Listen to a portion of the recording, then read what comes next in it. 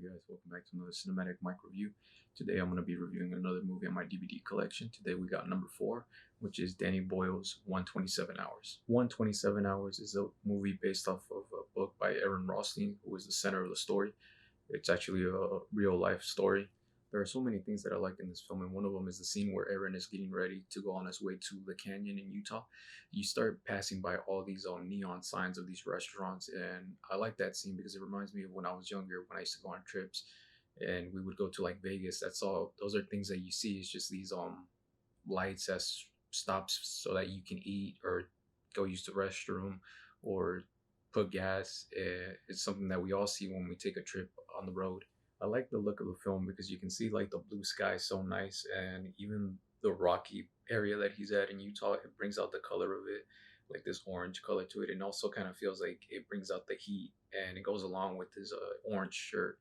It's a really good palette that it has to it, and the contrast being high helps that become more visual and more captivating. The film starts off all nice as a nice adventure trip with Aaron Rothstein going on his trip, and he ends up meeting two girls that end up hanging out with him for a little bit.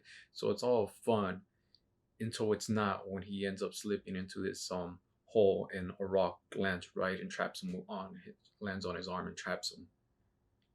That's where you're kind of like, oh shit. Then there's a scene where Aaron is calling for the two girls that he met earlier, and the camera just pulls out from where he's stuck inside that alley, and you end up going far up in the sky that you see that he's really screwed from where he's at, and who knows who's gonna hear him from where he's at, and it makes you fear for him and makes you think like, thank God I am not in that position. As you know, I like films that actually put the feeling inside you, and this film does it a lot. There's a scene where I think Aaron ends up dropping one of his knife, and then he has to get it with a stick, with his feet in a stick. And it's a moment that reminds us of moments when we lose something tiny, that we got to reach out for it and try to get it with something. And you're hoping that you get it. It ends up becoming like a game. Like, let me see if I can get it. And if you get it, it's good. But if it slips off of your hand and it falls, you end up getting mad and it feels like you lost. And Danny Boyle does that really well in this film, right in that shot with Aaron and that knife and it using his feet to get the back his tool that he needs. Danny Boyle also does this with heat and water and cool. There's a scene where Aaron has spent one night here for the first time, and I believe it feels like it's cold at night, and then you see like the sun come through, and he's trying to reach out for it just to feel that heat. And when that sunlight hits, you actually feel like you can feel the heat coming, and you kind of want to feel that heat also.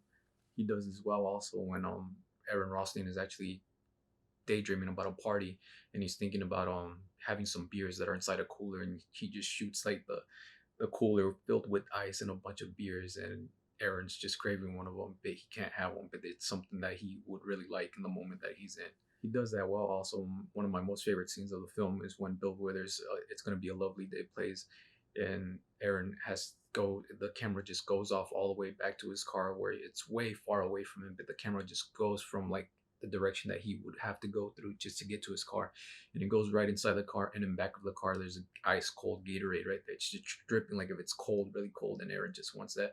After that, it cuts to like a commercial of Pepsi, and it really tells you how it makes you feel for Aaron. It makes you feel the thirst that he has of being trapped in there. As I said, the color grade in the beginning is really nice. It's really bright and colorful.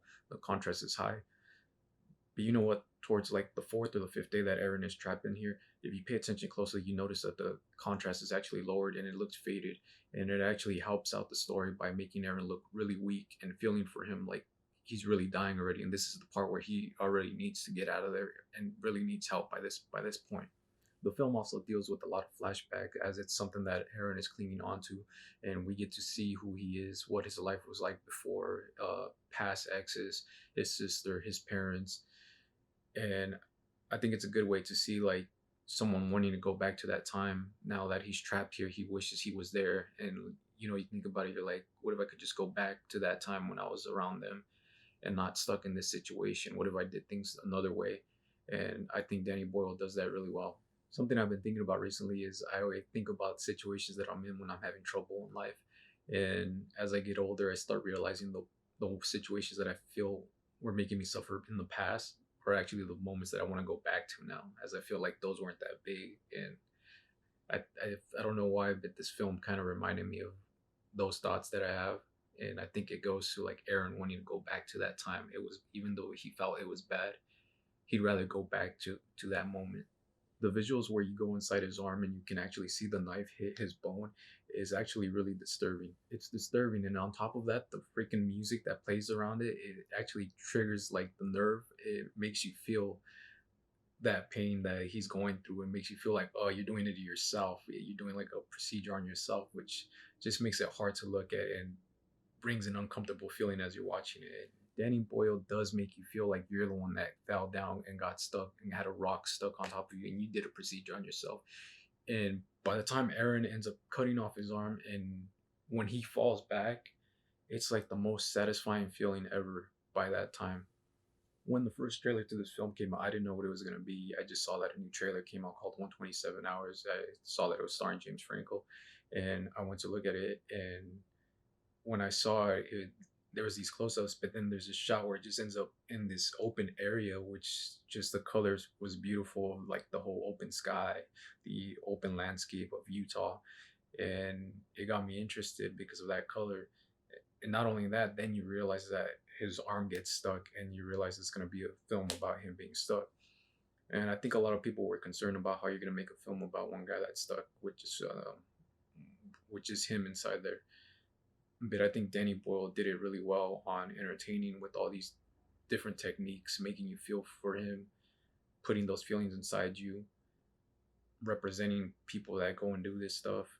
I believe that James Franco gives an incredible performance in here because he actually makes you really feel for the character.